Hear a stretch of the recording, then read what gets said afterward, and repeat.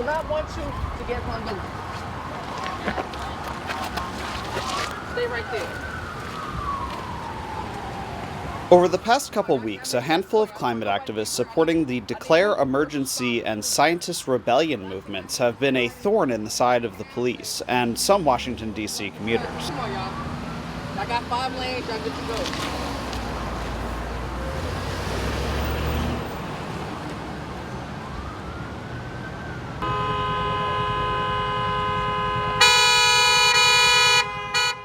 The group's primary message was that President Biden must declare climate change a national emergency and stop drilling for oil and erecting pipelines on Indigenous lands.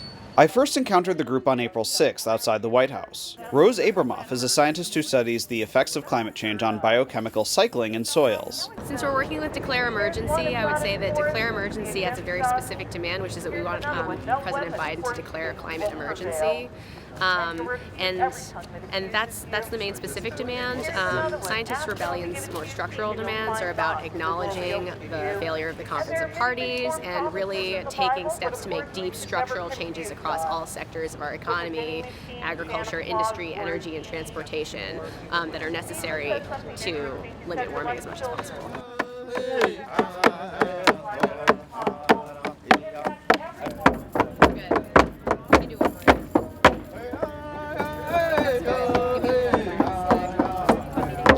The group attached themselves to the White House fence to bring attention to their demands. I'm feeling good. I'm glad I got to log on. Hope I stay on. This is me saying 1.5C. We need to listen to scientists. We need to listen to Indigenous people. And I chose the bike lock because, yeah, cars are not it. We need to change everything.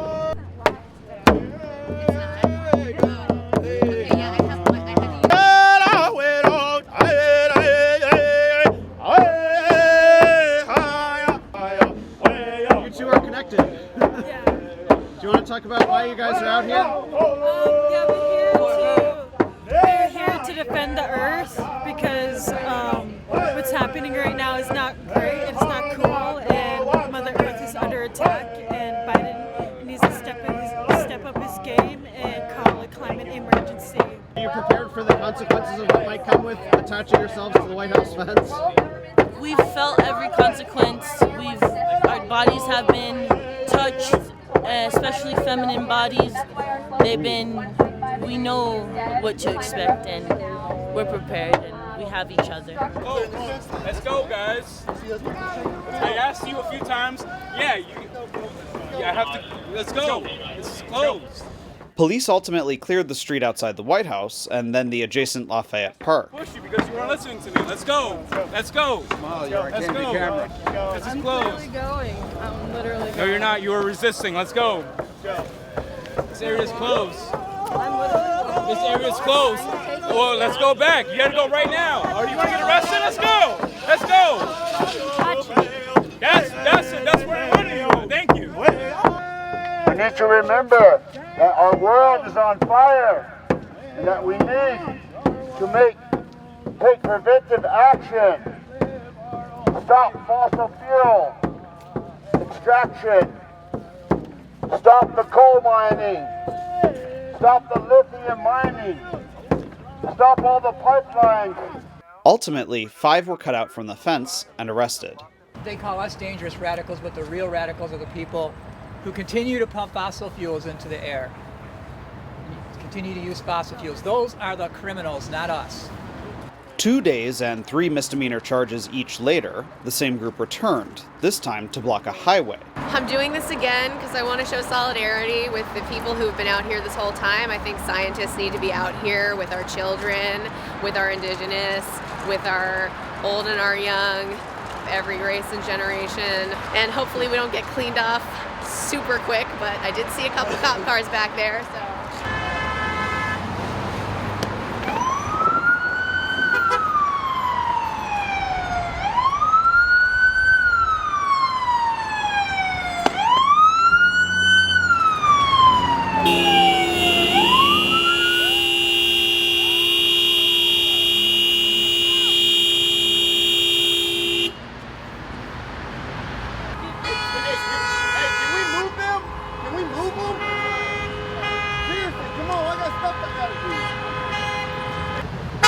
Drivers on I-395 were furious as the protesters placed themselves into the highway. No lobby on Capitol Hill. This is nothing. You're angering people. This ain't shit. The day will move on and y'all will be nothing. Go to Capitol Hill if you're really concerned about this damn climate change. Hey, you're brown too. They don't listen to us. We've tried it all. Police initially turned traffic around to begin making arrests.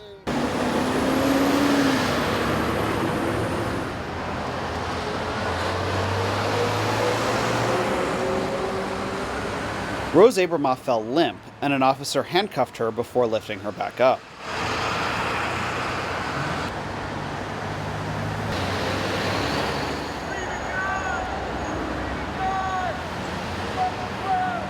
Once the protesters were off the road, police were able to let traffic flow on all but one lane until taking the activists away to jail.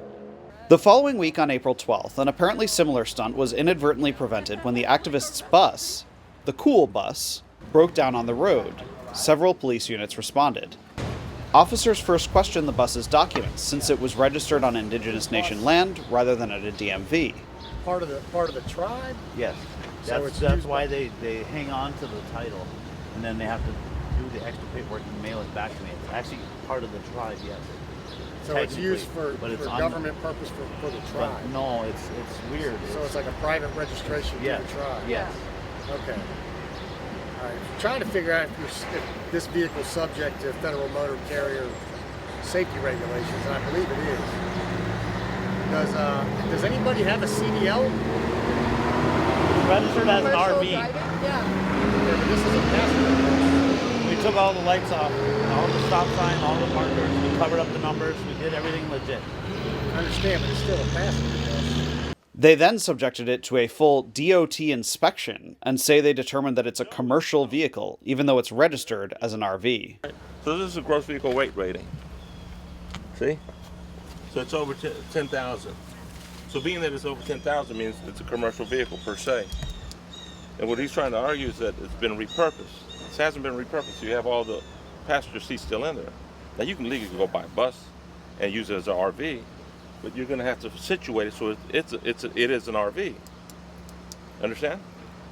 Yeah. I'm just trying to get to. But it's registered as an RV. Doesn't matter. It's what it's configured as and what he's in the process of doing. He's transporting passengers. Okay, transporting you guys. An RV. You still have all the seats in there, right? Ultimately, the officers wrote a $1,000 ticket for illegally parking, and they said that an affirmative defense would be that the vehicle had broken down. Okay, well this will go to you. You own it, right? This is the inspection report. I'll give this to you. And this is something that was printed out to show you what your vehicle is, the weight of it. Okay. Is this a citation? Yeah, that's a citation. $1,000 fine. Yeah. What is the fine? So this is parking, and listen, on the back of the ticket, let me explain the ticket parking? So, parking in front of a dwelling, you're not allowed to do it. How is We this are parking? parked, our We were buses broke are down. We were broke down. Let me finish explaining the ticket.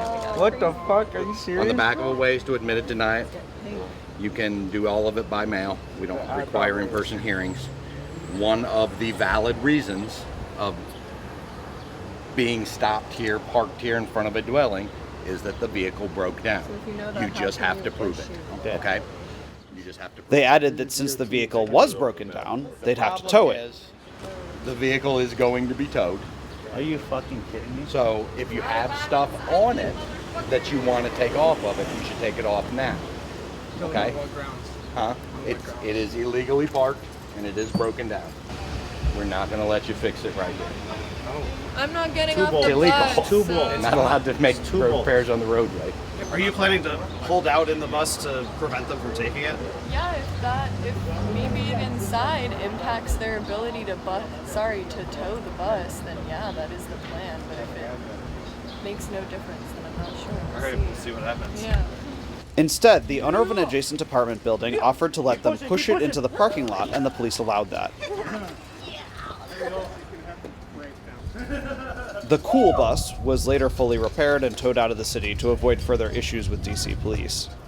We would have been stuck here. We would have been stuck here. We really We're appreciate it. 2,000 miles You away were our from home. blessing. Thank you. Where are you from? Minnesota. Oh, wow, okay, nice.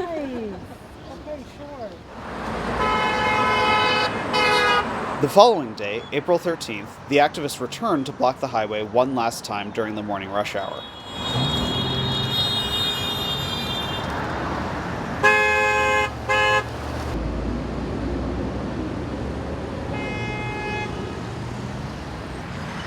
From history, we've seen that nonviolent civil disobedience, civil resistance, doing disruption, it works. And President Biden, President Biden could end this. The administration could end this because we do plan to keep going by declaring a climate emergency. Again, drivers were furious, one even claiming that the protest was preventing him from attending the birth of his child. You guys are raising great awareness. I gotta get to my wife, she's pregnant. What the fuck? You about to make me hit you with my... Listen though, you're making a great point, but you don't stop people's lives.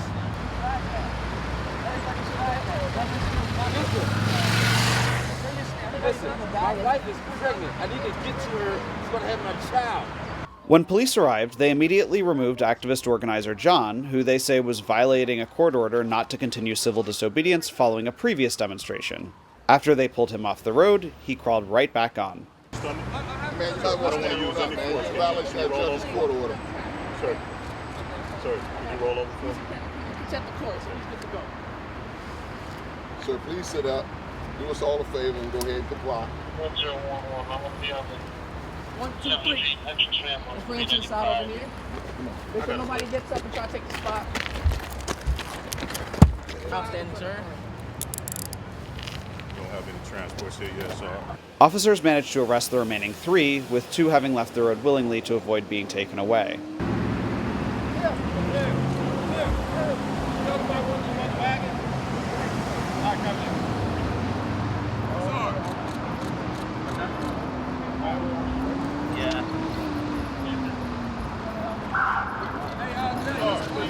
You want me to take them on? Wait.